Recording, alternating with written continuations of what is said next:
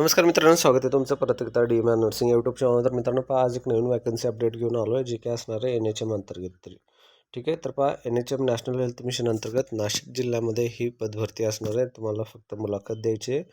त्यानंतर तुम्ही जर व्यवस्थित झालं, व्यवस्थित तुमचं इंटरव्ह्यू वगैरे, तर तुम्हाला या ठिकाणी सिलेक्शन केलं जातं. पहा, राष्ट्रीय आरोग्याअंतर्गत नाशिक जिल्ह्यासाठी पदभरती प्रक्रिया कंत्राटी तत्वावर करार पद्धतीने मानधन तत्वावर खालील पदासाठी या ठिकाणी अर्ज मागवण्यात येत आहे. या ठिकाणी सगळे जे DMचे पण काही पदं आहेत, जे की MBBS स्पेशलिस्ट वगैरे, कार्डिओलॉजी वगैरे, नेफ्रोलॉजी वगैरे, ते सर्व पण पदं आहेत. त्यानंतर आपले काही दुसरे पण पदं आहेत, स्टाफ नर्स वगैरे, ते आपण या ठिकाणी पाहून घेऊया. पहा, या ठिकाणी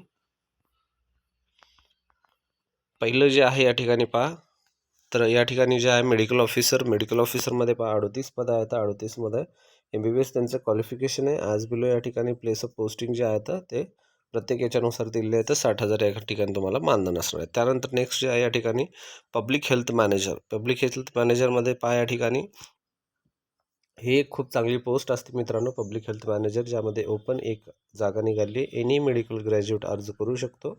यामध्ये MBBS आहे, BDS आहे, BMS आहे, BMS आहे, BCM आहे, BHM आहे, त्यानंतर MH आहे, त्यानंतर BA इन हेल्थ वगैरे, हे सर्व जे काही आरोग्य विभागामध्ये ज्यांचं डिग्री झाले आहे ते अर्ज करू शकतात. UPSC शिगवे, त्यामध्ये बाहुले दिलोली कंटेनमेंटमध्ये या ठिकाणी तुम्हाला जॉब करायचा. 30,000 तुम्हाला या ठिकाणी मानधन दिलं जाणार आहे मित्रांनो. त्यानंतर नेक्स्ट आहे ANM पदासाठी.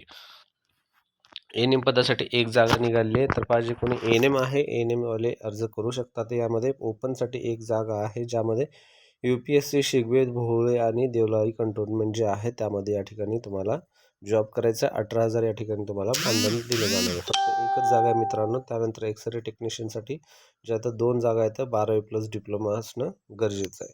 त्यानंतर RS दोडी आणि RS नागपूरमध्ये तुम्हाला जॉब करायचे. 17,000 तुम्हाला या ठिकाणी मानधन दिलं जाणार आहे. त्यानंतर डेंटल हायजिनिस्टसाठी पण जागा आहे, तर ज्यामध्ये जवळपास एकच जागा आहे. तुमचं DH नाशिकमध्ये जे आहे डिस्ट्रिक्ट हेल्थ ऑफिस जे असतं त्या ठिकाणी जॉब करायचं. 17,000 मानधन आहे. 12वी सायन्स प्लस तुमचा जे आहे 2 इयरचा डेंटलचा जो हायजिनिस्टचा डिप्लोमा आहे तो तुम्हाला करणं गरजेचं आहे, जे की गव्हर्नमेंटच्या रिकग्नाइज्ड इन्स्टिट्यूटमधून. त्यानंतर आहे पीर एज्युकेटर, म्हणजे एक पद आहे जे की NVHCP, ठीक आहे. त्या अंतर्गत ओपनमध्ये एक जागा आहे. 12वीमध्ये पास असणं गरजेचं आहे. हेपॅटायटिस B और C पेशंट और patient relative as per the state guidelines. पहा, या ठिकाणी काय दिलेलं आहे, हेपॅटायटिस B और C पेशंट और पेशंट रिलेटिव्ह हे या ठिकाणी अर्ज करू शकतात. तर नाशिकमध्ये तुम्हाला या ठिकाणी जॉब करायचा. 8,000 तुम्हाला या ठिकाणी मानधन दिलं जाणार आहे. त्यानंतर मल्टीपर्पज ट्रेनर DMHP यासाठी पण जागा आहे, ज्यामध्ये टोटल 4 जागा आहेत मित्रांनो. 2 ओपनसाठी, एक मेलसाठी आणि एक फिमेलसाठी, ठीक आहे. तर अशा प्रकारे जागा आहेत. ITI handicraft trainer certificate in vocational courses असलं तर चालतं. DH नाशिकमध्ये तुम्हाला या ठिकाणी जॉब करायचं. मानधन अशा प्रकारे असणार, डेली वेजेसवर, म्हणजे दैनंदिन तुम्हाला पगार दिला जाणार आहे. दिवसाला 400 रुपये या ठिकाणी दिलं जाऊ शकतं आणि महिन्यामध्ये तुम्हाला 20 दिवसपर्यंत तरी तुम्हाला कमीत कमी काम भेटेल. त्या हिशोबाने तुम्हाला या ठिकाणी त्या ऑर्डर दिली जाईल. त्यानंतर पहा, या ठिकाणी शेवटची तारीख वगैरे ही जे आहे तर हे सर्व जे दिलेले आहेत हे MBBSची वॅकन्सी आहे. तर post medical officer of MBBS vacancy. पहा, या ठिकाणी बळगण, त्या RH बगलन, त्यानंतर पहा चांदवड, देवळा, दिंडोरी, इगतपुरी, ह्या सर्व ज्या आहेत जागा, काळवण, त्यानंतर मग माळेगाव, त्यानंतर मग नाशिक, हे सर्व जागा MBBSसाठी वॅकन्सी आहेत. ते अर्ज भरू शकतात जे तुमचं MBBS झालेलं आहे. त्यानंतर पहा, अर्ज घेऊन तुम्हाला कधी जायचं. तर या ठिकाणी मूळ कागदपत्रासह तुम्हाला जे आहे 12/3/2026 रोजी सकाळी 10 वाजता सभागृह, नवीन प्रशासकीय इमारत, जिल्हा परिषद भवन, EBB सर्कल जवळ, त्र्यंबक रोड, नाशिक येथे उपस्थित राहावे. तुम्हाला जे आहे 12 मार्च जे आहे या तारखेला तुम्हाला जाऊन सभागृहामध्ये या ठिकाणी भेट द्यायचं आहे. त्यानंतर पहा, मुलाखत होणार आहे तुमची MBBSसाठी सेपरेट या ठिकाणी एक तारीख असते, त्या तारखेला MBBSला केलं जाणार आहे. ते हे तुम्ही पाहू शकता. त्यानंतर आहे पहा, या ठिकाणी महत्त्वाचं म्हणजे 18 ते 38 वर्षापर्यंत अर्ज करू शकतात. त्यानंतर मग जर रिझर्वेशन वगैरे असेल तर 43 वर्षापर्यंत तुम्हाला अर्ज करता येतं.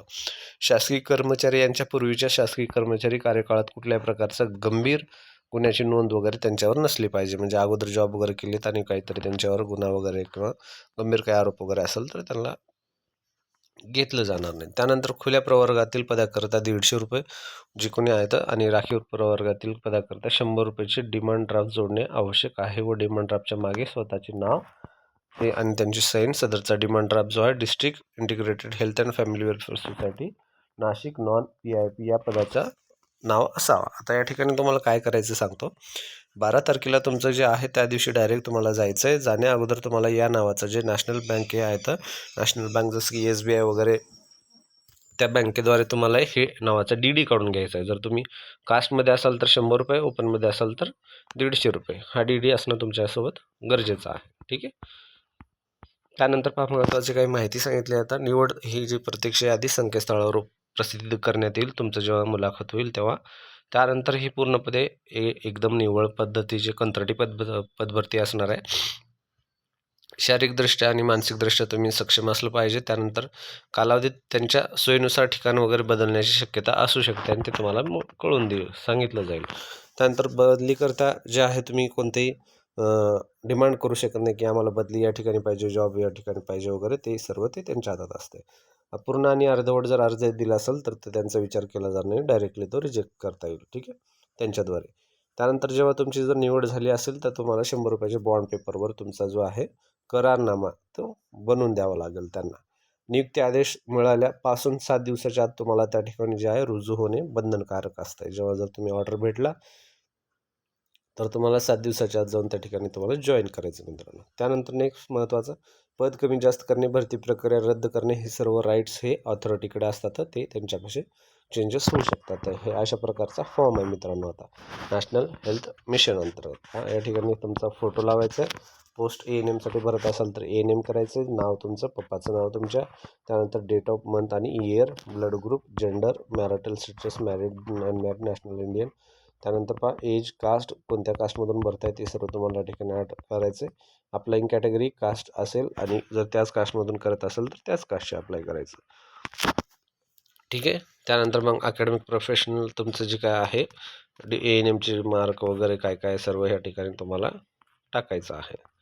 त्यानंतर अनुभव, काम केला असेल, कुठे केला असेल तर या ठिकाणी ॲड करायचं. गव्हर्नमेंटमध्ये, सेमी गव्हर्नमेंट किंवा प्रायव्हेटमध्ये कोणत्या ठिकाणी केलेलं आहे ते.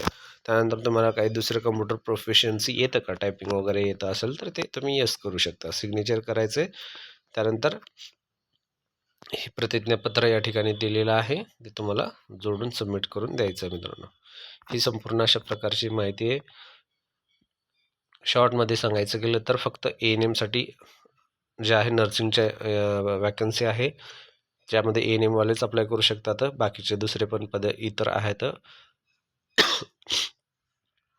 त्यामध्ये तुम्ही शेवटची तारीख ही 12 असणार आहे. म्हणजे त्याच दिवशी तुम्हाला त्या ठिकाणी जाऊन सबमिट करायचं आहे. DD काढणं गरजेचं आहे. DD तुम्हाला काढावंच लागेल आणि सर्व डॉक्युमेंट वगैरे बेसिक सर्व जे असतात डॉक्युमेंट ते सर्व तुम्हाला घेऊन सोबत जायचं आहे आणि त्या ठिकाणी सबमिट करायचं मित्रांनो. ठीक आहे. व्हिडिओ आवडला तर नक्कीच व्हिडिओ लाईक करा, चॅनलला सबस्क्राईब करा. धन्यवाद मित्रांनो, भेटूया पुढच्या व्हिडिओ.